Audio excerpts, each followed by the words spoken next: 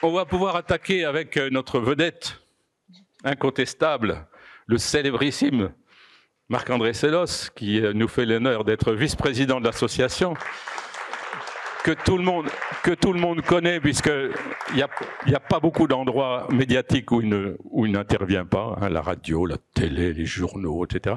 Donc professeur au Muséum d'histoire naturelle, un grand scientifique et une charmante personne. Qui va donc nous dire aussi que la vigne a aussi des racines. Oui, vous allez voir que pour le coup, on a tendance un petit peu à oublier ça. Hein. Alors, peut-être où il y a un tout petit peu moins de contraste. Alors oui, les vignes ont aussi des racines. Pour ceux qui étaient là l'an dernier, je pense qu'ils ont commencé à comprendre le truc qui va nous arriver dans les années qui viennent, hein, puisque Jean m'a demandé de refaire quelque chose l'an prochain. L'an dernier, c'était le raisin est aussi un fruit. Donc cette année, c'est les racines. L'an prochain, je sais pas, ce sera les feuilles. Après, on aura les bourgeons. Là, on est parti pour 10 ans. Hein. Voilà. Alors, enterrons-nous un petit peu. D'abord, la vigne, elle a des racines pour aller loin, pour aller chercher à manger dans le sol, hein, ça vous l'imaginez. Et c'est vrai que quand on voit la vigne, on ne voit pas les racines. D'ailleurs, c'est quelque chose que la vigne partage avec la plupart des plantes. En fait, les plantes sont des organismes qui sont pour un tiers cachés.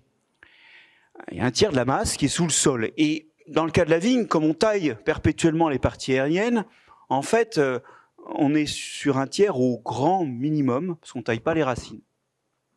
Et la masse racinaire de la vigne, c'est quelque chose, c'est la partie immergée de l'iceberg. Alors, c'est pas les 9/10, mais c'est une partie importante. Et une fois de plus, c'est une partie qu'on ne voit pas. Alors, la première chose que je dois vous dire à propos des racines, c'est qu'il ne faut pas oublier que la vigne est une liane. Dans son écosystème naturel, elle grimpe sur les arbres, d'accord ? Et comprendre ce que c'est qu'une liane, c'est comprendre que c'est pas juste un truc qui monte, une liane. Une liane, ça fait éventuellement des axes qui, sous leur propre poids, vont descendre vers le bas. Ça monte, mais des fois, ça monte dans des branches qui s'écroulent, donc ça revient au sol.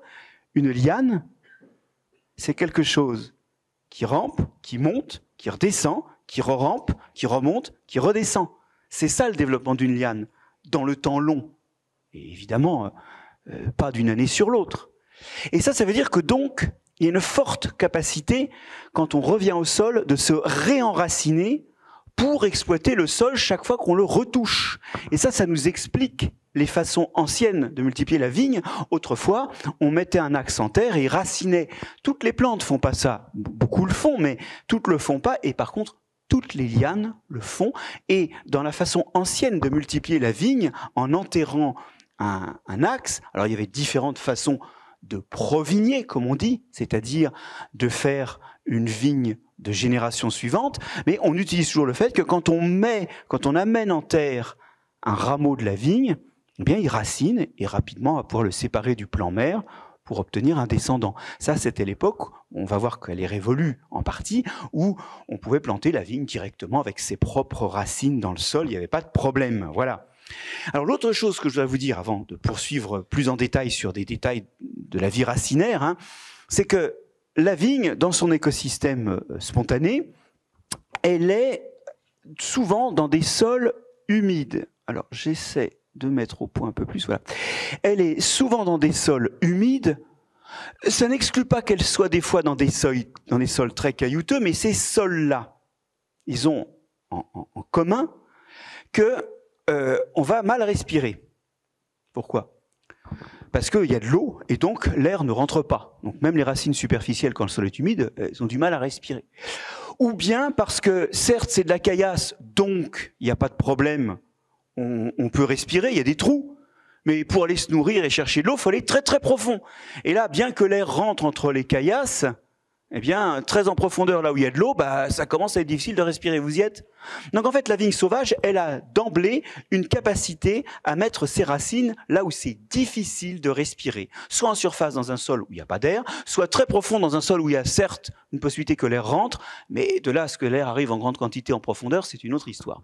Donc finalement, ça, on va le récupérer dans l'écologie actuelle de la... Ah, c'est vrai que les images passent super mal, c'est bête. Parce qu'en fait, là, on ne voit pas très bien, mais le sol, il est bleu, là. Alors, vous allez peut-être le voir sur l'écran suivant, mais là, on est dans le Bordelais, et on a des sols qui, en fait, en profondeur, sont des sols extrêmement riches en eau, très pauvres en oxygène, et le fer, au lieu d'être ferrique, il est ferreux. Au lieu qu'il soit couleur rouille, en absence d'oxygène, bah, il a la couleur bleue du fer, en l'absence d'oxygène, du fer ferreux. Et on est donc sur des sols où c'est très difficile de respirer en profondeur. Et en fait, là, au fond de la fosse, donc on est à pratiquement 2 mètres hein, minimum, on a dans ce sol complètement bleu, on a les racines de la vigne. Il n'y a pas d'oxygène. Et alors, je n'ai absolument pas trouvé ce que j'ai cherché. Alors peut-être certains dans la salle en savent plus que moi. Je ne sais pas ce qui, chez la vigne, lui permet finalement d'être capable d'avoir de l'oxygène pour ses racines, là où il n'y en a pas beaucoup dehors. Ça n'a pas été très étudié. Il y a des foules de travaux sur comment la vigne réagit à une brusque baisse de l'oxygène au niveau racinaire. Il y a des tas de trucs, elle fermente, elle fait de la fermentation alcoolique d'ailleurs, c'est marrant. Et ça lui permet de survivre en attendant que l'oxygène revienne. On a des choses sur l'adaptation à un moment donné, on a très peu de choses sur comment peuvent respirer les racines profondes ou bien les racines superficielles dans des sols mal oxygéné, il y a très peu de données. C'est pas comme ça que ça marche. C'est bleu parce qu'il y a la racine. Regarde autour, c'est rouge. Oui, non, alors, je rentre pas dans le détail. J'ai bien vu que c'était un sol marmorisé, mais c'est pas mon objet ici. Mon objet, c'est de dire que on est quand même dans des sols ici où il y a une relative anoxie. Et ce qui en témoigne, c'est que le fer est pas oxydé. Mais je suis d'accord que c'est plus complexe que ça et que la racine fait des choses sur le sol. Ça, j'en parlerai pas aujourd'hui.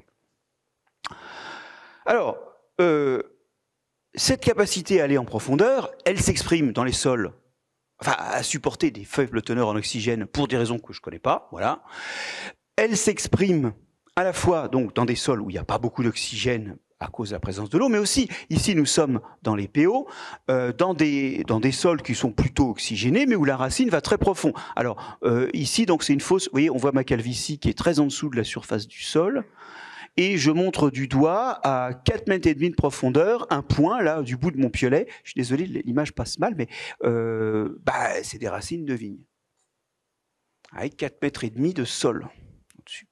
Enfin de sol et puis rapidement en fait de cailloutis parce que et donc ça continue à respirer en profondeur. Et donc vous voyez que même dans des conditions qui ici sont pas des conditions où il y a beaucoup d'eau, et ben cette capacité à s'adapter à un milieu où on respire pas beaucoup, ça permet d'aller très loin.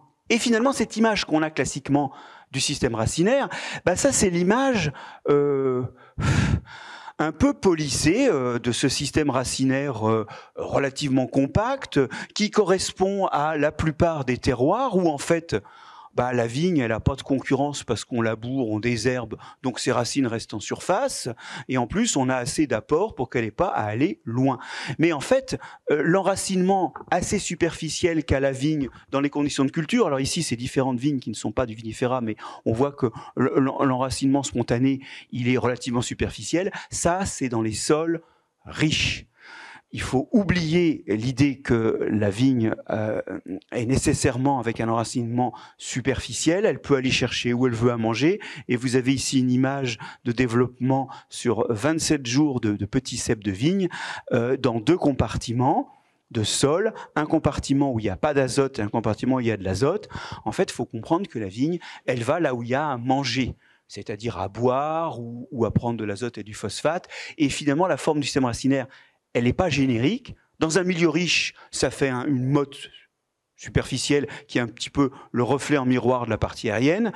Mais si le sol est pauvre d'une façon ou d'une autre, et s'il faut aller chercher dans des endroits tordus des choses à manger, bien le système racinaire va avoir des formes extrêmement diverses. Donc on ne peut pas dire qu'il y a une forme de système racinaire pour la vigne. Il y a des formes extrêmement diverses, y compris au prix d'aller chercher très loin les ressources nécessaires, puisque la nécessité d'être près de la surface pour avoir de l'oxygène, la vigne, elle s'en affranchit.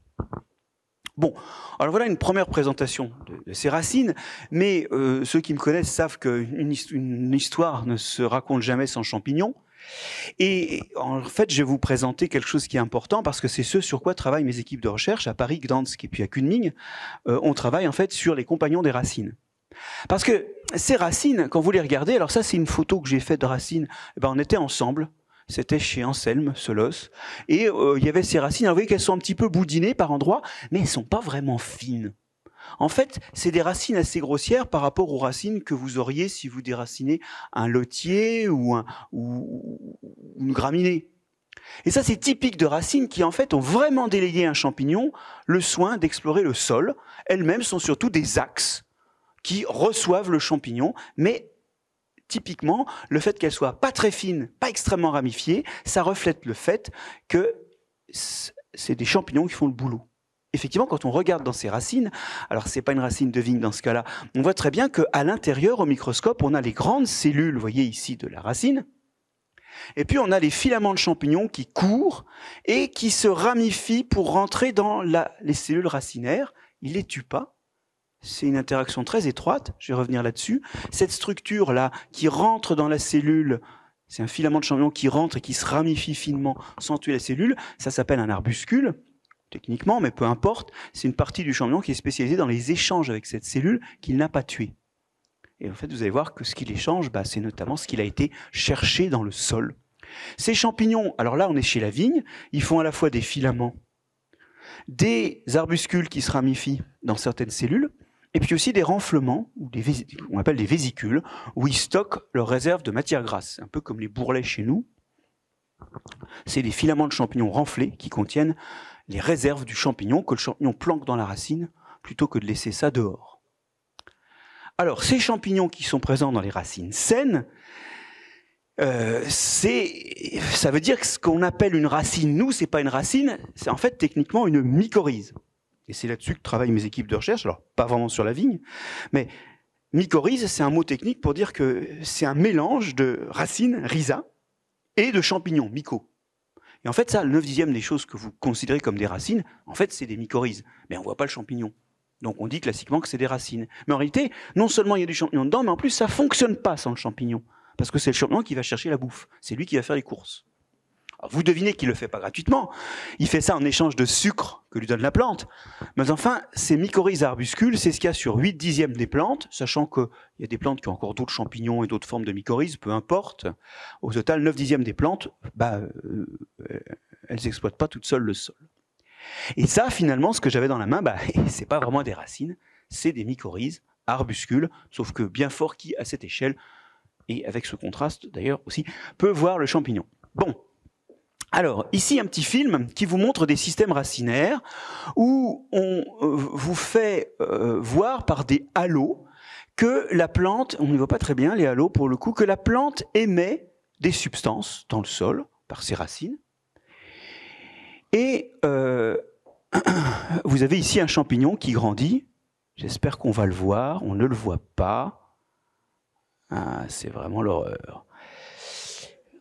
On ne voit rien. Bon, alors, ce champignon, regardez, il grandit, il est attiré par les substances émises par la racine, il se met lui-même à émettre des substances, et les substances qu'émet la racine le font se ramifier, tandis que les substances qu'il émet lui-même dans le sol font se ramifier la racine. Donc les deux se ramifiant l'un à côté de l'autre, eh bien le champignon finit par coloniser la surface de la racine. Il reste pas longtemps en surface, c'est pour ça qu'on le voit pas. Il va rentrer dedans. C'est-à-dire qu'il perce en bleu l'emballage le plus externe des cellules, mais il laisse en blanc leur emballage le plus interne, donc les cellules survivent à ça. C'est un peu comme si je fais un trou dans ton pull, tu survis quoi, tant que je fais pas un trou dans la peau. Et arrivé à un certain point, ce filament se ramifie et forme cette structure qui est une structure d'échange que j'ai appelée l'arbuscule. Au sein de cet arbuscule, qui est dans une cellule qui est toujours vivante, le champignon amène de l'eau et des sels minéraux, tandis que la plante, elle, reçoit abondamment dans les racines, vous allez les voir en jaune ici, vous les devinez en jaune, des sucres, du saccharose en l'occurrence. Alors le champignon ne peut pas prélever le saccharose, ça il ne sait pas faire, mais la plante peut transformer ce saccharose en glucose, et le donner ensuite au champignon qui va prélever ce glucose. Donc il ne se sert pas tout seul, hein, mais la cellule va lui transformer le saccharose en glucose et lui donner du sucre. Voilà donc l'interaction qui nous intéresse. La mycorhize, c'est une symbiose, c'est-à-dire une association entre les deux partenaires où ils vivent ensemble à bénéfice réciproque. La plante fournit des sucres, aussi de la matière grasse d'ailleurs et des vitamines aux champignons, tandis que le champignon, lui, fournit de l'eau et des sels minéraux qu'il a été chercher dans le sol. Évidemment, il en garde une partie au passage. Vous y êtes? Donc en fait, on peut vraiment dire ici que c'est le champignon qui va faire les courses dans le sol. Okay. Et ça explique que ces racines soient assez peu ramifiées, c'est pas elles-mêmes qui vont au contact chercher toutes ces substances comme le fer, ou le phosphate, qui sont très peu mobiles dans le sol et qu'il faut vraiment aller chercher au contact. Ça, c'est les filaments extérieurs qu'on devine ici, en blanc pâle, c'est les filaments extérieurs de ces champignons qui font le travail. Alors vous allez me dire, quels champignons? Alors j'ai une mauvaise nouvelle pour vous. Beaucoup de champignons, vous les connaissez parce qu'à un moment, quand ils se reproduisent, ils font une structure massive que vous voyez au printemps ou en automne. Du coup, quand vous les voyez, vous dites, bah, tiens, ça c'est une girole, tiens, ça c'est un cèpe. Bah, ceux-là, quand ils font des spores, quand ils se reproduisent, donc quand ils préparent des descendants, ces descendants ne sont pas dispersés par le vent. Ces spores ne sont pas dispersés par le vent. Donc, ils ne font rien en surface. Ils font juste des spores, vous les voyez là, en vrac, dans le sol. Donc, les champignons qui font ça, qui appartiennent au groupe des gloméromycètes, eh ben, personne ne les connaît, enfin, de vue, parce qu'ils sont tout le temps souterrains, même quand ils se reproduisent. Et donc, je suis désolé, je ne peux pas vous donner des noms d'espèces de champignons que vous connaîtriez qui fassent ça. La vigne est associée à des champignons qui sont doublement discrets. Un, on ne les voit pas sur la racine, et donc on ne voit pas que la racine est une mycorhize. Et deux, quand ils se reproduisent, ils font ça tranquillement dans leur coin, dans le sol. De toute façon, mettre ces spores dans le sol, quand le seul espoir du champignon, c'est de retrouver une racine, ben, c'est pas bête. C'est carrément adapté à leur mode de vie. D'accord? Et donc, ils font leurs spores discrètement dans le sol, là où ces spores ont des bonnes chances, en germant, de retrouver des racines. Et voilà comment ces gloméromycètes, qui nourrissent 8/10 des plantes, et notamment la vigne, sont inconnus du grand public. Alors, on peut espérer manipuler ça. Et ici, vous avez une manip où on regarde la teneur en phosphore, cuivre et azote de plants de pinot noir élevés dans l'Oregon sur un sol de vignoble simple, et sur un sol où on a réinoculé un champignon mycorhizien qui s'appelle Glomus margarita, la souche 1, ou bien la souche 2. Alors vous voyez que, d'une façon générale, quand on a renforcé en glomus le sol, la plante contient plus de phosphore, plus de cuivre, enfin, au moins dans ce cas-là, et plus d'azote. Cela dit, on observe quand même que la variété 1 du Glomus margarita augmente toute l'absorption de tous les éléments étudiés, alors que la variété 2, bah, vous voyez, elle améliore un peu, mais un peu moins quand même, le phosphate, elle améliore pas trop le cuivre, l'absorption du cuivre, et pas trop, et par contre, elle marche bien pour l'azote. Ça veut dire que d'un champignon à l'autre, ce qu'ils amènent, c'est pas exactement la même chose. Et quand je dis d'un champignon à l'autre, c'est pas juste d'une espèce de champignon formant des mycorhizes à l'autre, c'est aussi d'un individu à l'autre dans la même espèce. Et en fait, il faut bien voir que la plante, elle est connectée à de très nombreux champignons qui chacun n'amènent pas la même chose. Alors quand on voit ça, on se dit « Oh, mais ça donne vachement envie de mettre dans la vigne des spores de champignons mycorhiziens pour renforcer leur présence. » Alors ne faites pas ça, parce que ça c'est en pot, d'accord ? Dans la vraie vie, en fait, quand vous amenez un champignon, il a bien du mal à s'installer. Et deuxièmement, quand vous amenez un champignon que vous avez acheté dans le commerce, vous ne savez pas si c'est un champignon qui est bon pour la vigne, parce qu'en général, ils sont vendus pour tout. Or, voilà, ils ne sont pas forcément très performants. Puis il y a une chose, c'est qu'en plus, ils ne sont pas forcément de chez nous. Et introduire des espèces exotiques, c'est pas une expérience à faire, puisque dans certains cas, ça se solde par des invasions biologiques. Donc moi, je dis aux gens de ne pas acheter d'inoculum. Par contre, vous pouvez très bien demander à des boîtes qui vous vendent ça de venir chez vous, de prendre votre sol, d'amplifier les champignons qu'il y a chez vous. Alors ceux-là, ils sont locaux, ceux-là, ils sont adaptés à votre sol, donc ils peuvent s'y installer. Et alors, elles l'amplifient, elles vous rendent une sorte de pied de cuve. Là, je suis désolé, c'est un peu technique, mais je parle pour les vignerons qui sont dans la salle et qui auraient envie d'avoir recours à ça. Ils vous ramènent une espèce de pied de cuve de sol, hein, avec plein de spores de champignons. Il y a plusieurs boîtes qui font ça en France, hein. Et en plus, même, certaines boîtes vous proposent un dernier cycle de sélection où ils réamplifient les champignons sur de la vigne. Enfin, sur votre culture. Donc en plus, il y a une étape de sélection supplémentaire pour amplifier surtout ceux qui sont adaptés à votre culture. Alors ça, c'est pas mal, sauf que c'est un peu cher et que surtout, j'y reviendrai tout à l'heure, il y a des gestes qu'il faut absolument faire pour que ça marche. Et en fait, on peut se dire même qu'en faisant ces gestes-là, c'est même pas la peine de se payer un inoculum. Bon. Alors, dernière remarque, le champignon modifie des tas de choses dans les parties aériennes. Notamment, la plante est beaucoup plus à même de se défendre quand elle est bien mycorhizée que quand elle n'est pas mycorhizée. Et ici, je regarde simplement la teneur en quercétine, donc un tanin assez classique qu'on retrouve dans le vin, dans du vin de 3 cépages, alors iraniens, du coup, ils nous parlent pas forcément beaucoup. Je ne sais pas si là-bas, ils sont modestes. Mais pour le coup, moi, je les connaissais pas trop avant de me coller cette image dans mon diaporama, qui sont élevés donc sans mycorhize, ou bien mycorhizés par cette espèce, cette espèce, cette espèce, ou les 3 espèces. Et vous revoyez que pour ces 3 cépages, eh bien, on obtient des teneurs en quercétine dans les mous extrêmement variables. Par exemple, vous voyez que pour le Kalili, eh ben, voilà, pour le Keshmiri, d'abord, les 3 champignons, quand ils sont séparés, ils augmentent vachement la teneur de quercétine. Pour le Kalili, ben, on en a qui augmentent la teneur en quercétine, d'autres au contraire qui la diminuent, même si c'est pas très significatif ici. Si vous voulez, le truc, c'est que dans les facteurs du terroir qui font qu'il y a plus ou moins de composés aromatiques, plus ou moins de tanins, dans les facteurs du terroir, il y a aussi quels champignons sont là. Ce qui n'est pas complètement indépendant de la physico-chimie du sol, mais c'est un des facteurs. Je veux dire, dans ce qui fait qu'un sol va impacter la qualité d'un raisin, il y a aussi sa vie, et notamment la vie associée aux racines, les champignons mycorhiziens. D'accord ? Est-ce que ça, on peut le manipuler ? Est-ce que demain, on saura introduire un champignon qui fait que le Gewürztraminer ressemble plus à un Gewürztraminer ? Je ne sais pas. J'ai quand même des doutes sur le fait que ce soit manipulable. Mais en réalité, ce qu'il faut quand même retenir, c'est que dans ce qui fait le terroir, ben, il y a aussi la vie du sol. Il n'y a pas que la chimie du sol. Ok. Alors, on a vu que nos racines sont accompagnées de champignons qui les aident à accomplir leur fonction et qui d'ailleurs ont des effets un peu systémiques sur toute la plante. Bon. Maintenant, le problème, c'est que ces racines sont souvent trop accompagnées. C'est-à-dire qu'il y a aussi des gens qui les visitent, des organismes qui les visitent et qui sont plutôt des malfaiteurs. Et les racines peuvent être malades. Alors je vais commencer par une maladie qui n'a pas l'air d'être une maladie des racines, mais dont vous allez voir qu'en fait elle implique les racines. C'est le cournouet.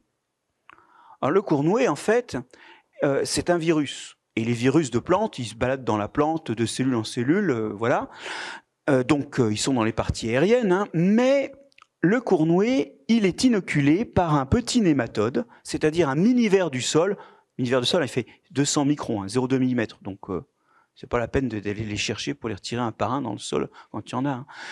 Un tout petit ver du sol, un nématode, qui pique la racine et s'en nourrit. En fait, c'est les femelles qui font ça. Les mâles sont assez inoffensifs dans cette espèce-là. Ils font des petits aux femelles et ils meurent. Bon, donc, c'est... Ils font rien à la vigne, en tout cas. Les femelles, elles vont piquer la racine et se nourrir et grossir parce qu'en fait, elles vont développer plein d'œufs. Et quand elles ont bien grossi, quand elles ont bien mangé, elles libèrent tous les œufs qui donneront soit des mâles à vie courte, soit des femelles qui, après fécondation, vont aller repiquer une racine. Et ça, c'est pas très grave pour la vigne. Le problème, c'est que ce nématode transmet le virus. Parce qu'en piquant, il prend du virus. Et puis quand il va piquer plus loin, eh ben, il redonne le virus. Alors, regardez ce que ça donne. Ça, c'est une femelle fixée. C'est une vue fixe. Hein. Donc on a le stylet sur lequel je vais revenir, qui n'est pas complètement sorti d'ailleurs. Il y a un stylet ici qui sert à piquer, à aller sucer le contenu des cellules. Et puis vous avez le corps de la bestiole, le stylet s'arrête là. Le corps de la bestiole, il y a le tube digestif qui est quelque part par là. Et en amont du tube digestif, vous avez... Dans la région cardiaque, vous allez voir battre le cœur. Voilà. Vous avez autour du cœur et du tube digestif un énorme dispositif glandulaire qui sécrète de la salive. Et c'est là que se développe le virus, sans rendre le nématode vraiment malade. Mais il y a plein de virus dans cette glande salivaire qui est autour du cœur, c'est clair. Bon. Alors, maintenant, j'ai ici un nématode qui a piqué. Vous voyez, on suit le stylet, on est obligé de mettre au point, donc on change de profondeur en microscopie. Hein. On suit très bien le stylet, vous le voyez là. Il y a le stylet de la voisine aussi d'ailleurs qui est là, donc c'est une nématode évidemment. Hein. Le Xiphinema index femelle, et vous avez la pointe du stylet là, qui est en train de sucer le contenu de cellules. Alors regardez comment ça marche, c'est trop beau ce film. Vous avez ici le stylet qui avance et qui va percer cette cellule. Et quand il arrive dedans, dans cette cellule-là, eh ben, il s'arrête et il va, j'espère que ça va se voir là avec le contraste,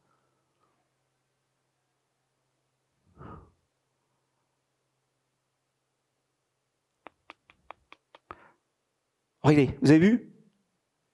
Il y a eu un léger mouvement, il injecte de la salive.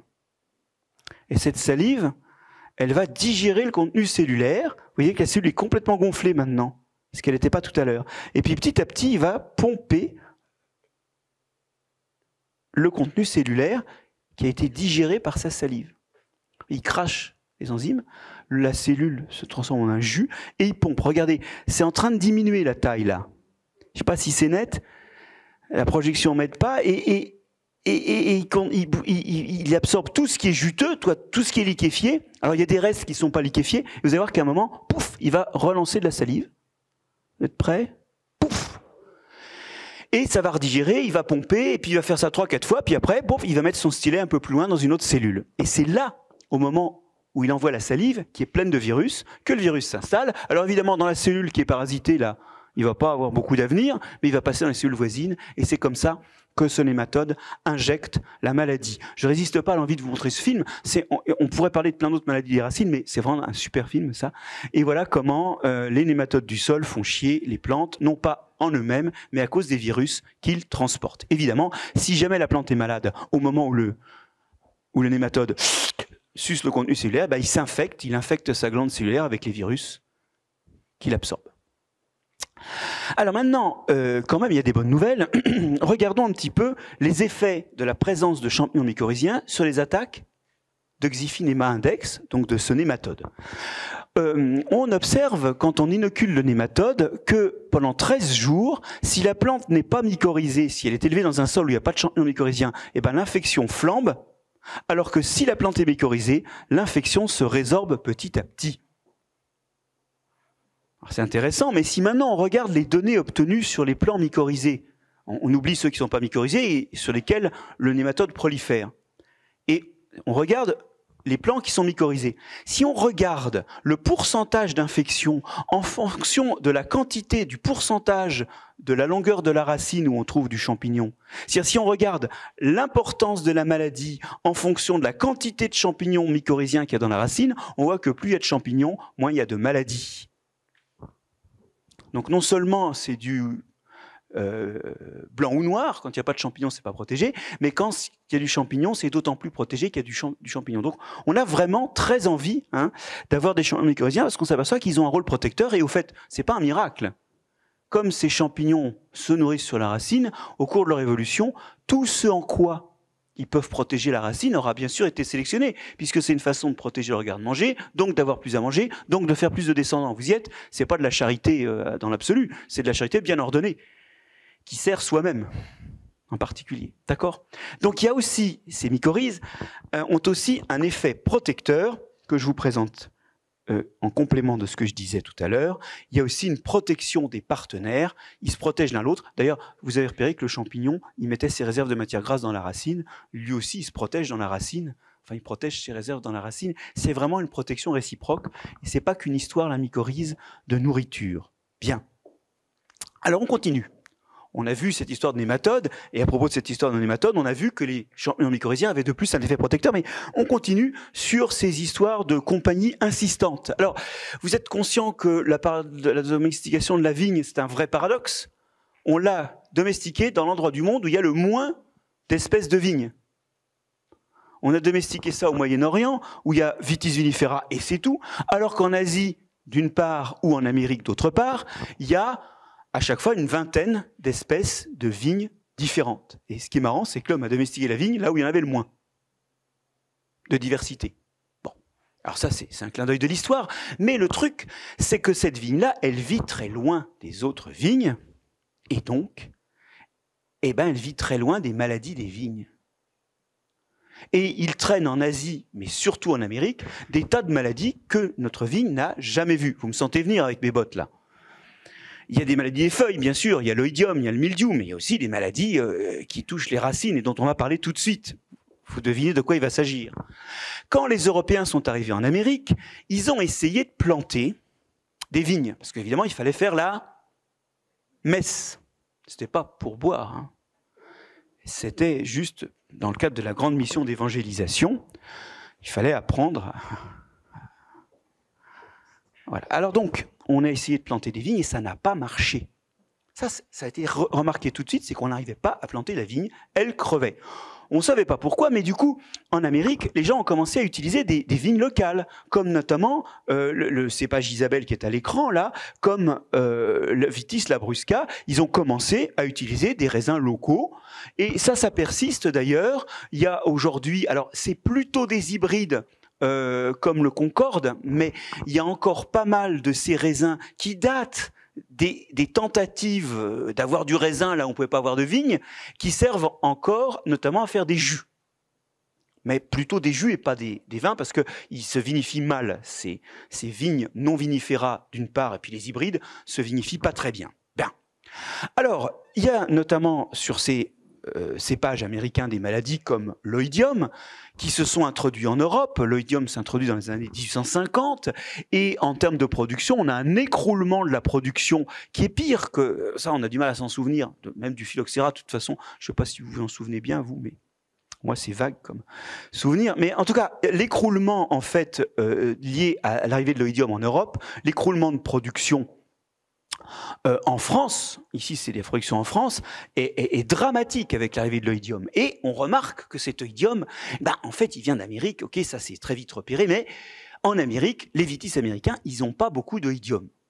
Et donc on commence à faire des croisements pour essayer d'avoir des choses résistantes. Et surtout, on ramène des pieds de ces vignes en Europe pour les étudier. Et au début, on les ramène avec des bateaux en bois, à voile. Donc là, ça va. Mais vers 1870, on commence à avoir des steamers métalliques à moteur qui traversent l'Atlantique plus vite.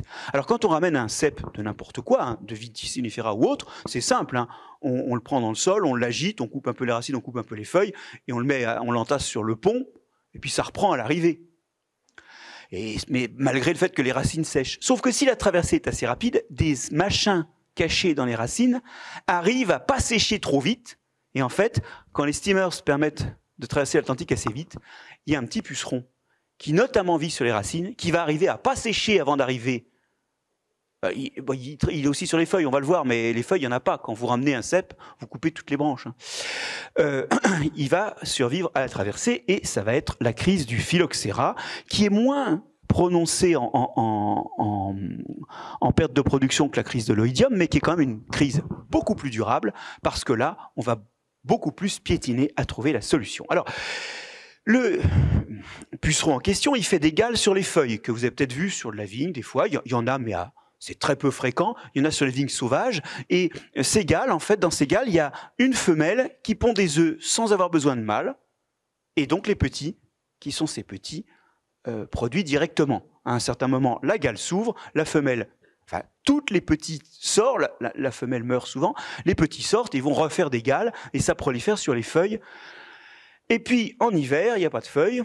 Vous avez une génération qui, à l'automne, de femelles qui va descendre, s'accoupler avec des mâles qui ont été produits entre-temps, et commencer à sucer le contenu des racines.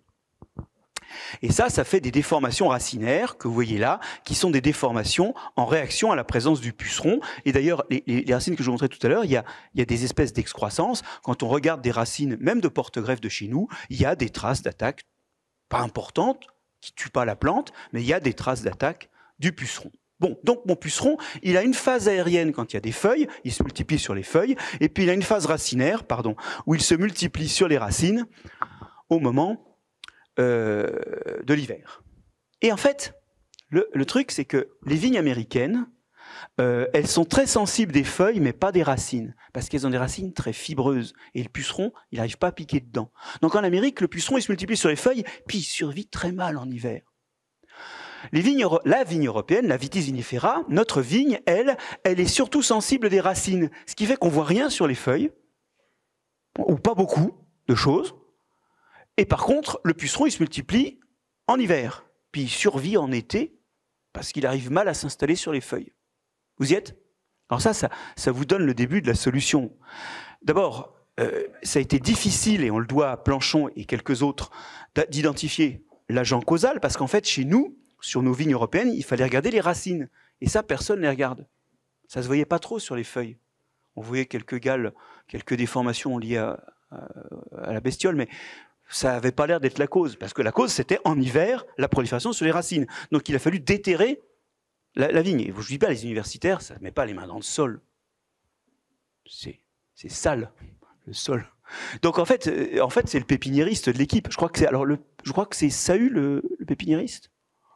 Parce que dans les trois, là, il y a un pépiniériste, et c'est lui qui avait repéré que les racines avaient une sale gueule. Et ensuite, les autres sont venus et ont dit « Ah oui, tiens, il y a un insecte qui était d'ailleurs connu et décrit d'Amérique. » Ou certains entomologues avaient repéré que c'était sans doute ce qui empêchait la vigne de s'installer. Ah oui, parce que si la vigne ne s'installait pas en Amérique, c'est que là-bas, il y avait déjà le puceron. En fait, il vient d'Amérique. Donc, c'est l'histoire que je vous racontais tout à l'heure. Alors, aujourd'hui, on sait qu'il y a des sols dans lesquels le puceron a du mal à se frayer un chemin et à survivre pendant l'hiver. C'est les sols sableux, et ça explique que beaucoup de vignes, sinon toutes d'ailleurs au domaine de Massal, soient non greffées. C'est que quand les pucerons rentrent dans le sable, ils se font écrabouiller par les grains de sable. Voilà. Donc les sols sableux, c'est des sols qui protègent. Et puis, il y a les sols inondés en hiver. Alors il y a des domaines qui ont des vignes préphyloxériques et qui inondent régulièrement pour maintenir le sol indemne. Et ici, vous êtes au château Montrose. Et au château Montrose, il y a un reste de l'éolienne qui servait à pomper l'eau de la Gironde pour inonder le vignoble en hiver. Donc ça a été une solution. Enfin, il y a des sols qui spontanément sont inondés en hiver, c'est pas les meilleurs pour la viticulture, ok, mais dans l'Aube, par exemple, il y en a qui donnent quand même de bons champagnes. Et puis, il y a les sols qu'on inonde activement, par immersion donc hivernale. Et dans ces cas-là, ce qui se passe, c'est que la racine survit très bien à l'inondation. Vous vous rappelez que ces racines n'ont pas besoin de beaucoup d'oxygène autour d'elles, mais les pucerons, eux, ils étouffent. Voilà. Donc ça nous dit qu'il y a des sols où on peut très bien avoir des vignes sans phylloxéra, puisque chez nous, ce qui compte, c'est de protéger les parties racinaires. Les parties aériennes, elles sont indemnes. Alors aujourd'hui, j'emprunte à José ce diagramme où vous voyez, il y a des zones en violet, ici, où il y a énormément de vignes non greffées, c'est-à-dire de vignes franches de pied. Et alors là, quand on regarde ces endroits, on se dit, ah bah ça doit être des endroits sableux ou des endroits où le sol est humide en hiver. Alors on a l'occasion de regarder ça attentivement parce que Loïc Pasquet et quelques autres ont lancé une association des francs de pied où il réunit tous les vignerons qui, en Europe, font des cépages francs de pied. Et quand on les interroge sur leur sol, eh ben on est étonné de voir que ça ne correspond pas à la typologie attendue. Et donc, on peut proposer deux explications à ça. Une à laquelle je ne crois pas, qui est de dire, ben voilà, ils sont tout seuls à avoir des vignes franches de pied dans un océan de vignes greffées, je vais y revenir, dans un océan de vignes où le phylloxéra ne peut pas s'installer, donc le phylloxéra, il n'y en a pas beaucoup, ils sont protégés par leurs voisins. J'y crois qu'à moitié, parce qu'on sait très bien qu'en fait, si vous faites ça quelque part à Bordeaux, n'importe où, souvent vous avez des ennuis de phylloxéra sous 5-10 ans. Je ne crois pas à cette explication-là, la protection parce que les voisins ont des vignes indemnes de phylloxéra, je n'y crois pas. Ce que je crois, moi, c'est qu'on a loupé, dans notre précipitation à soigner le phylloxéra sans regarder exactement où est-ce qu'il s'installait, je pense qu'on a loupé certaines conditions de sol où il a du mal à s'installer, outre les sols humides en hiver et les sols sableux. Ça, c'est mon interprétation. Maintenant, j'aimerais bien que cette association des francs de pied, pour le coup, nous permette de faire un peu le point sur quelles sont les caractéristiques de ces sols et en quoi ils contrastent des autres sols. Alors, la solution qui a été universellement adoptée, vous vous en doutez, c'est comme en Amérique, les racines sont indemnes parce que c'est toutes les feuilles qui sont malades, et qu'en Europe, les feuilles sont indemnes, mais les racines sont malades, qu'est-ce qu'on a fait? Eh ben, on a mis des feuilles, des rameaux européens sur des porte-greffes américains. On a fait une espèce de Frankenstein. On a pris des morceaux et on a reconstitué un organisme avec ces morceaux, avec un porte-greffe résistant. Et un greffon qui nous a permis de maintenir nos cépages anciens. Pourquoi? Parce que l'autre façon, c'est de faire des hybrides par voie sexuée, mais le problème, c'est que les hybrides de première génération, ils héritent de traits des vignes américaines qui ne sont pas intéressants. Et on n'a pas pris le temps de faire des générations suivantes, qui auraient pu cumuler les deux attraits. On n'a pas pris ce temps, on a juste eu des hybrides de première génération qui étaient pourris, on a dit bah non, les hybrides c'est pas bien, alors que peut-être ça pourrait être bien moyennant une sélection complémentaire, et on a greffé. On a greffé notamment parce que les pépiniéristes qui fournissaient des plants greffés ont fait pression sur les élus pour que les élus votent l'interdiction des cépages hybrides. Bah oui, c'est un lobbying industriel hein, qui nous vaut qu'aujourd'hui on ait surtout exploré le greffage. Oui, c'est pas beau à entendre, mais c'est comme ça. Alors, voilà les porte-greffes. Les porte-greffes sont souvent des hybrides entre des vitis exotiques. Et vous retrouvez ici le fer-cal, par exemple, qui est un des rares calcicoles, le SO4. Vous retrouvez des porte-greffes dont vous allez parler après, avec Anne et les autres. Donc moi, je ne vais pas être très long là-dessus. Vous remarquez que dans le monde, il n'y a pas beaucoup de porte-greffes. Hein, il y en a 100 fois moins que de cépages. Mais tout le monde s'en fout de ce qui se passe dans le sol. C'est pas transparent. En fait, personne, on s'en fout. On a vraiment fait le service minimum là-dessus. Ne dites pas qu'il y a 80 types de terroirs dans le monde. Hein. Bon. Et en France, il y en a 31 homologués. Là-dessus, il y en a 10 très utilisés, 10 pas très utilisés et 10 pas utilisés. La France, pays connu pour ses cépages, ces cépages, ils reposent sur une toute petite base. Cette base, vous la connaissez parce qu'on voit souvent proliférer dans les vignes abandonnées des vignes qui ont des feuilles en forme de feuilles de peuplier et qui d'ailleurs donnent pas vraiment de fruits. Ça fleurit puis ça donne pas de fruits parce que c'est des hybrides stériles. Ce qu'on appelle des vignons dans certaines régions. Enfin, ça, le nom varie selon les endroits. Et je vous montre ici sur une de ces vignes avec, vous voyez, une feuille qui rappelle plus une feuille de peuplier qu'une feuille de vigne, comment on est en train de greffer un petit bourgeon de Vitis vinifera. Là, nous sommes à Château-Cheval-Blanc. C'est une greffe à l'ancienne, c'est une greffe qui coûte cher. C'est-à-dire qu'on a fait raciner la vigne hybride. Et puis, on va installer le bourgeon sur la tige. Regardez. Ça, c'est la plus belle façon de greffer. Mais c'est cher. Parce qu'il faut attendre que la vigne se soit développée. Puis quand elle est développée, on lui gratouille l'écorce, on fait une incision. Et puis, c'est une greffe en T, donc on fait une incision transversale et on glisse le bourgeon dans la fente. Et alors là, on lui met un pansement. Voilà. Pour l'instant, on n'enlève pas la partie aérienne, on l'enlèvera plus tard.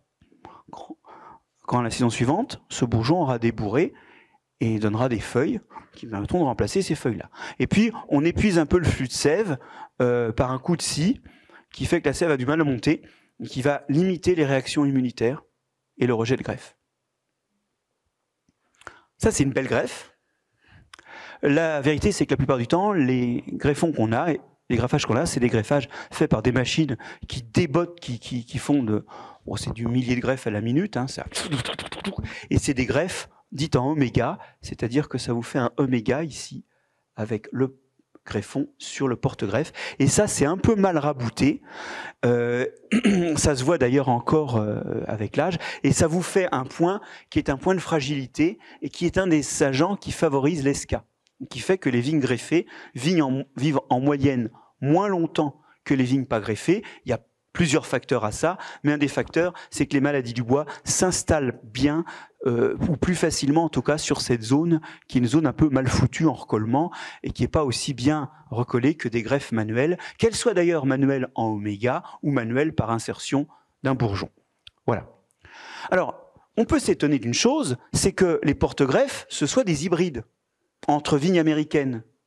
Pourquoi on ne prend pas directement des vignes américaines comme porte-greffes? Alors la réponse se trouve dans Wikipédia, d'ailleurs, puisque c'est un tableau de Wikipédia.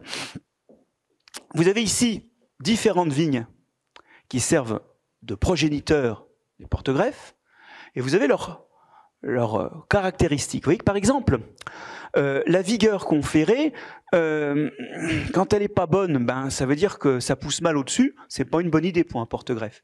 Quand la vigueur est très forte, ça va pousser très fort au-dessus. Et ça, c'est pas non plus très bon en qualité. Ce qu'on veut, c'est que ça pousse, et que ça pousse bien, mais pas trop.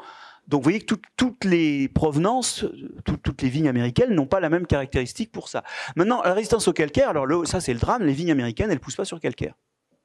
Or, nous, on plante souvent la vigne sur calcaire. Donc il faut une résistance au calcaire. Et ben il n'y a que Berlandy qui est relativement bon en résistance au calcaire. Là, vous sentez déjà que si vous voulez cette caractéristique et celle-là, ben il va falloir faire un hybride. Hein. Et puis ça continue. Regardez, résistance au phylloxéra, il y a intérêt quand même à ce que ce soit bon au niveau racinaire. Hein. Ben c'est pas toujours très bon. Voilà, c'est plutôt meilleur là. Ah zut, c'est pas les mêmes que là. Bon. Et puis, vous voyez, bouturage et greffage, capacité à porter des greffes, ben c'est pas toujours bon. Donc vous vous retrouvez avec envie d'avoir ce trait-là et ce trait-là. Bon, bah, vous êtes obligé de faire des hybrides. Alors, le truc intéressant, c'est que comme tout le monde se fout de ces hybrides et comme tout le monde se fout de ce qui se passe dans le sol, bah, on en a une poignée. Vous avez vu, il n'y en a pas beaucoup, mais en plus, bah, c'est presque tous les mêmes. Dans un travail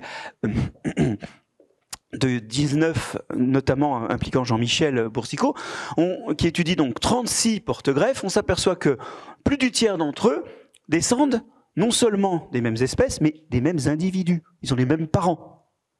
Et un tiers, ils ont comme parents ou bien du Vitis berlandi, variété Rességuier 2, du Vitis rupestris du Lot, ou du Vitis riparia, gloire de Montpellier. Il n'y a pas de diversité génétique. En fait, tout le monde s'en fout des porte-greffes, sauf nous, dans 5 minutes. Voilà, donc ça, c'est le massacre. Vous voyez que là, ces progéniteurs-là, ils ont donné l'essentiel des porte-greffes utilisés en France. Les porte-greffes modifient fortement la plante, et vous avez ici des mûrissements variables, vous voyez, en 105 jours, d'un cépage de table, le Crimson Seedless, c'est un cépage à Pyrène. Vous avez donc des variations de maturation selon le porte-greffe, ou l'absence d'ailleurs de porte-greffe quand il est franc de pied, ce qui peut se faire en laboratoire, hein, parce que il suffit de ne pas avoir de phylloxéra dans ces conditions-là. Alors, je ne détaille pas ça, mais quand même, je dois dire une chose, hein, c'est que le porte-greffe, il fait plein de choses, et je vais juste vous en dire une. C'est notamment lui qui détermine la quantité de potassium qu'il va y avoir dans les fruits. Et plus il y a de potassium, moins le jus est acide. Moins il y a de potassium, plus le jus est acide. Or, aujourd'hui, on a des gros problèmes d'acidité, et en choisissant bien le porte-greffe, parmi le faible choix qu'on a, on peut jouer sur 0,5 points de pH pour les mous. Vous y êtes? Donc ça veut dire que demain, par exemple, des porte-greffes bien choisis pourront faire des vins plus acides, et donc qui seront aussi acides que les vins actuels, moyennant le fait que le climat aura changé et donne des mous moins acides. Donc il y a des leviers énormes, aussi énormes que sont petites les possibilités de choix dans le petit nombre de porte-greffes actuels. Autant vous dire que l'INRA est aujourd'hui très actif dans la genèse de nouveaux porte-greffes. On verra si la profession les adopte, mais il y a clairement des potentiels sous-estimés. Dernière chose, les racines de la vigne sont emmêlées d'autres racines, notamment quand la vigne est enherbée. Alors c'est bien d'avoir des vignes enherbées. Pourquoi ? D'abord, parce que ça limite l'érosion. Voilà 2 parcelles distantes de 10 mètres en Champagne, enherbées, pas enherbées après une grosse pluie. Bah là, on voit qu'il y a plein de sol qui est en train de se barrer de la parcelle. Là, il y a le sol est mieux retenu, et en plus, la matière organique de ce couvert végétal mort, ça fait de la matière organique qui retient le sol aussi. Il n'y a pas que les végétaux vivants, il y a les restes morts, empoissent ensemble les morceaux de sol. C'est très bon contre l'érosion d'avoir de la végétation entre les rangs.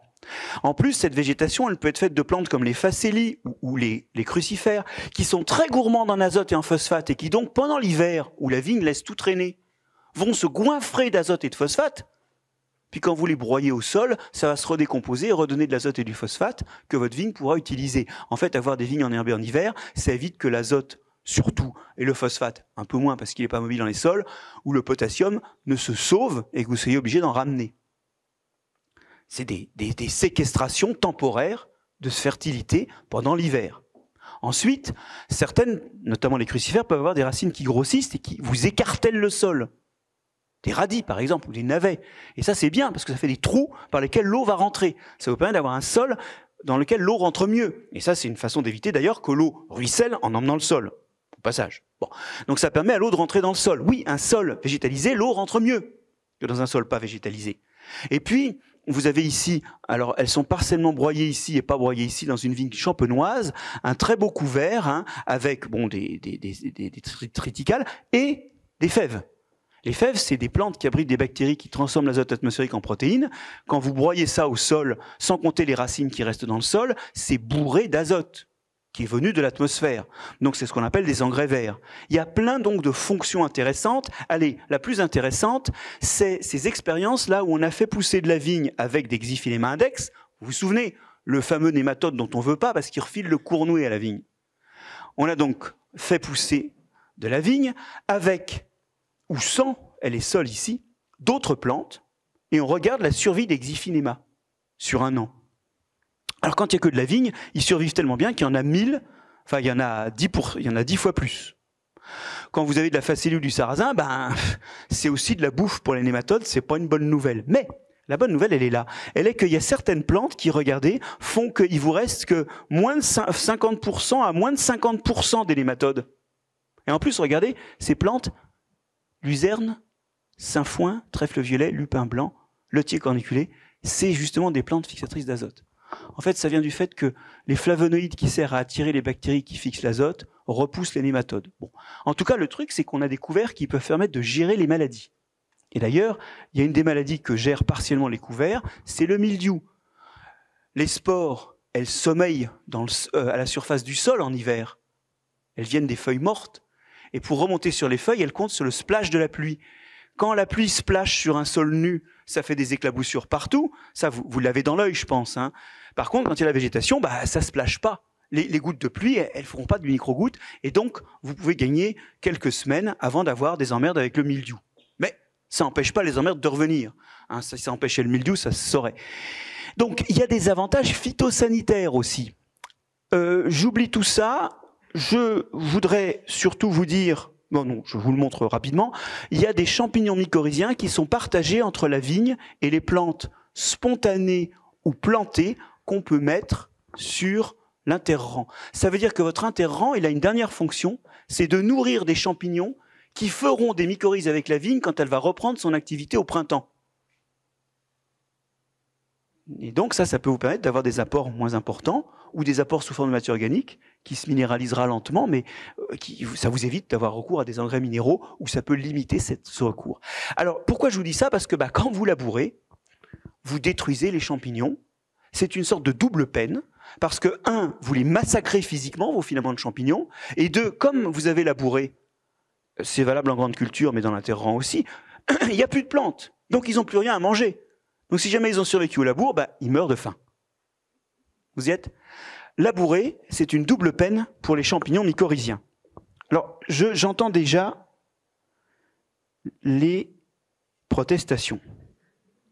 Parce que on me dit, oui, mais Marc-André, c'est sympa tes petites plantes là, mais le problème c'est qu'il y a la concurrence pour l'eau. Ah oui, ces plantes-là, elles vont aussi être en concurrence, notamment dans l'été, avec la vigne pour l'eau. Alors, je vous rappelle que l'eau est quand même mieux rentrée dans le sol. Mais c'est vrai que si le supplément d'eau qui est rentré dans le sol à cause de la végétation, il est pompé par cette végétation, on n'a rien gagné. Voire même on a perdu si elles en émettent plus. Vous y êtes? Alors, il y a une première remarque, c'est qu'un couvert, ça se gère. Mouton, tondeuse, vous pouvez gérer la surface d'évaporation en minimisant la quantité de feuilles à la saison où justement il n'y a pas beaucoup d'eau. Alors, évidemment, ça veut dire passage dans la vigne, hein, c'est pas gratuit. La deuxième chose, c'est que cette histoire de concurrence pour l'eau est largement un mythe. Regardez la gueule, alors non pas d'Alain Canet, hein, qui en plus est un tout petit peu déformé par le passage en grand écran, mais la gueule des systèmes racinaires de la vigne en moyenne. Souvent, l'enracinement est fait de racines plutôt superficielles et plutôt traçantes. Et entre nous, c'est tout à fait normal. Pourquoi? L'eau et la nourriture, que ce soit des engrais minéraux ou des engrais organiques, elle arrive par la surface. Si c'est labouré et que vous n'avez pas de concurrence, qu'est-ce que vous faites? Vous allez chercher la bouffe là où elle est. Vous la cherchez en surface. Oui, ça c'est un vrai problème. C'est que si maintenant vous enherbez ça, la vigne, elle a ses racines mélangées avec celles du couvert. Donc c'est vrai que l'impression qu'on a quand on remet un couvert là où il n'y en avait pas, d'une très forte concurrence, elle est trompeuse.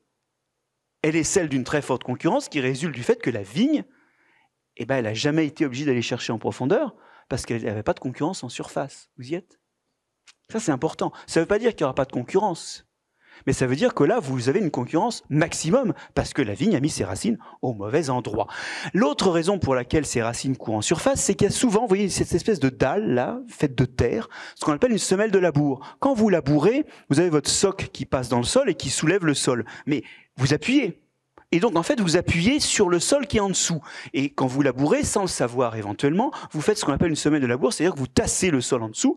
Et cette semelle très compacte, eh ben, c'est quelque chose où l'eau a du mal à passer éventuellement. Alors, il y a plein de types de semelles de labour, je rentre pas dans les détails, mais l'eau a du mal à passer, donc de toute façon, vous ne faites pas de réserve en dessous. Donc, c'est pas la peine d'aller chercher en dessous. Et surtout, comme c'est compact, la vigne peut avoir du mal à y aller en dessous pour des raisons physiques.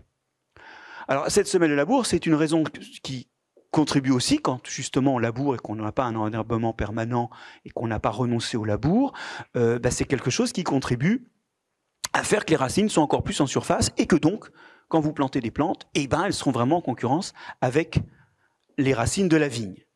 En plus, il y a un autre truc, c'est que souvent on badigeonne le bas du porte-greffe avec des hormones qui lui font faire des racines. Donc vous avez votre petit bâton là, et vous le tartinez d'hormones, des auxines qui font des racines. Donc il va faire quelques racines comme ça, mais il va en faire surtout plein en moustache. Donc en plus, la façon dont on provoque la formation de racines quand on repique ces trucs-là, c'est une façon qui encourage déjà des racines qui vont tracer sur les côtés. Si en plus il y a une semelle de labour et pas de concurrence en surface, c'est la fête en surface. Et cette fête, elle fait qu'aujourd'hui, on surestime l'effet de la compétition. Et ça veut dire, en fait, en creux, qu'il va falloir apprendre à tailler les racines de la vigne. Après tout, c'est pas aberrant, parce qu'on taille les parties aériennes, n'est-ce pas? Et tailler les racines de la vigne, c'est juste lui imposer des compétitions dès le moment où elle s'installe, qui l'obligent à aller chercher ailleurs. Et donc l'idée, c'est de gagner les effets d'entrée d'eau liés à la végétation en hiver, et de récupérer toute l'eau qui sera entrée en profondeur, parce qu'il n'y aura plus de semelle de labour, récupérer toute l'eau qui sera passée en profondeur pour la vigne et elle seule.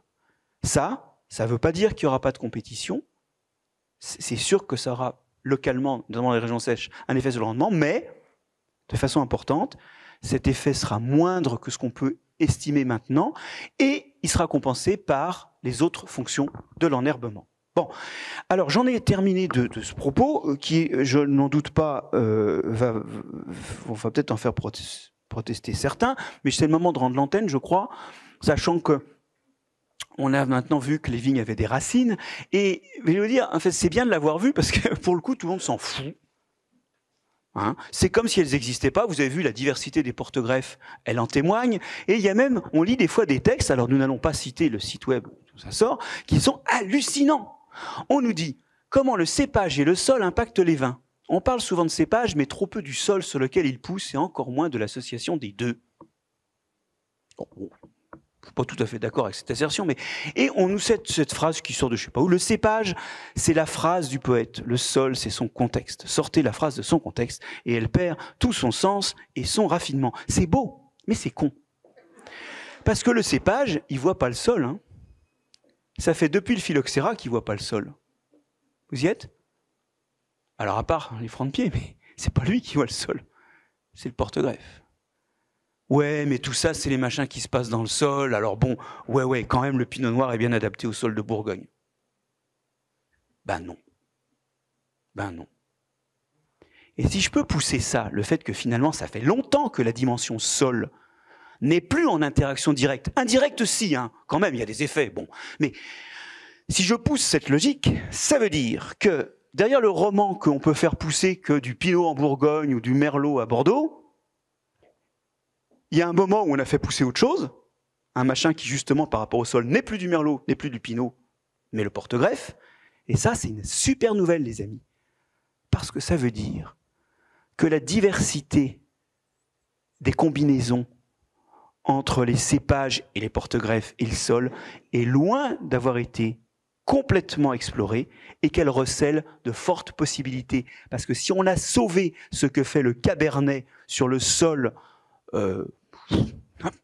par exemple, bordelais, alors même qu'il ne le voit plus, ça veut dire qu'il y a des marges énormes pour que n'importe quoi fasse du bon pinard à Bordeaux. Alors quand je dis n'importe quoi, je ne dis pas n'importe quoi pris au hasard, mais éventuellement des cépages plus résistants aux maladies, ou plus résistants à la sécheresse, ou plus résistants au gel tardif.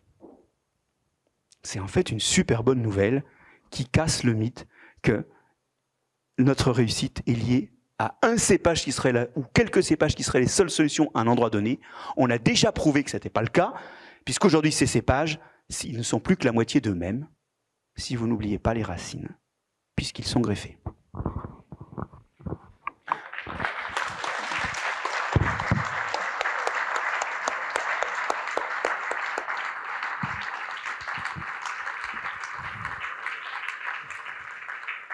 Merci Marc-André. Je ne sais pas si ça vous fait ça, moi à chaque fois, quand Marc-André a fini de parler, j'ai l'impression d'être intelligent, ce qui bien sûr n'est pas le cas. Si c'est le cas, je te rends compte. On va passer directement à la table ronde sur les porte-greffes, puisque c'est le truc, et les questions pourront venir après concernant les deux interventions. En plus, on est déjà pas mal en retard. Ou alors juste une question comme ça, pendant que la table ronde s'installe, mais vraiment, j'imagine que les interventions de Marc-André provoquent toujours un peu des... Oui.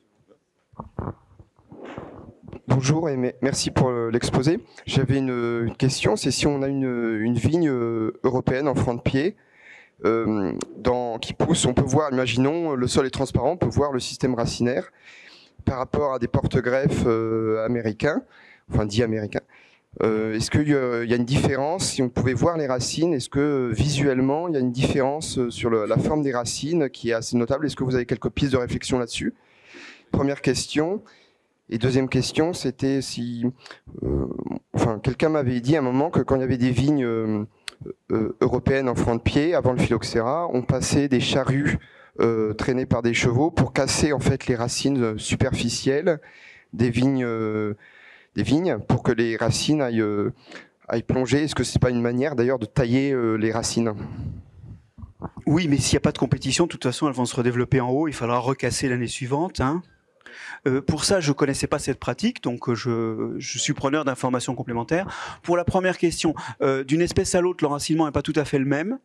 Mais oui, mais s'il ne faut pas, c'est se dire que ça, c'est complètement déterminant, parce qu'en fait, la variabilité intra-spécifique en fonction des conditions de milieu est souvent plus importante que la diversité interspécifique. C'est-à-dire que dans un milieu donné, d'une espèce à l'autre, on n'aura pas la même forme, mais surtout quand on change le milieu, la diversité de forme qu'un individu peut prendre au niveau de ses racines, selon la répartition des ressources, l'aération et tout ça, cette diversité de forme est énorme et recouvre toute la diversité interspécifique. Là, nous, on a arraché des vignes chez des clients. Donc, c'est exactement le même sol. Et dans le sol, il y avait des porte-greffes différents. Donc, les racines le tissu racinaire est différent. Par exemple, le SO4, dans le même sol, fait un chevelu par rapport à un ripariagoire ou à un autre cépage. Donc, dans le même sol, les porte-greffes ont des racines, un chevelu. Enfin, les racines sont différentes. Le riparia a des racines plus grosses, moins nombreuses que le SO4. Et on a fait ça, je parle du même sol. C'est vrai que peut-être un SO4, si tu le mets dans un autre sol, aura une chose différente. Mais dans le même sol, les racines des porte-greffes sont différentes. On dit la même chose. Je suis tout à fait convaincu de ça. Complètement convaincu, parce que je l'ai aussi observé, mais le truc, c'est que c'est ces différences interspécifiques qu'on observe dans un sol donné sont moindres que la diversité qu'un individu d'un génotype donné donnera dans des sols extrêmement différents. Vous voyez, la plasticité adaptative individuelle est plus forte, est de même grandeur, au moins, que la diversité interspécifique dans un sol donné. Mais je suis profondément d'accord. Oui, je voulais dire au niveau du travail des racines, parce que c'est la seule plante au monde cultivée dont on taille les racines. Alors quand on lit les ouvrages 17e, 18e et jusqu'au milieu 19e, on utilisait un instrument en Bourgogne, en partie en Bourgogne, dans les grands crus, qui s'appelait la tranche. C'était une lame de 17 cm de long, courbe, et on faisait le tour des jeunes plants pendant 3 ans. C'est-à-dire que le travail, c'était renforcer les racines qui plongent, Parce que la compétition par les racines horizontales est très forte, et donc si on laisse trop les racines horizontales s'installer, la racine plonge moins. Donc les anciens avaient observé, pour ça que les gens disent pourquoi ils étaient tous cassés, le dos cassé, c'est qu'ils passaient leur temps à tailler justement les racines superficielles pour garder les profondes. Et ça, c'est une chose qui a été arrêtée après la guerre de 14, tout simplement pour un problème de main-d'œuvre, c'est que c'est un boulot. Et, voilà. Et puis il y a une deuxième chose, un deuxième système que les anciens avaient défini pour faire plonger les racines, c'était la densité. C'est-à-dire la Bourgogne était à 24 000 pieds hectares, la Champagne à 50 000 pieds hectares, donc il y avait une telle compétition pied à pied que ça faisait plonger les racines. Et c'est vrai qu'avec la mécanisation, on est passé de 24 000 pieds en Bourgogne à 10 000, en Champagne pareil de 50 000 à 10 000, on a limité, et c'est vrai que nous on a fait des expériences chez des vignerons, par exemple Château-aux-Aulnes, on augmente la densité, c'est vrai que le vin prend une autre dimension sur le plan gustatif. Très juste ajout, et la tranche et la densité, c'est vrai.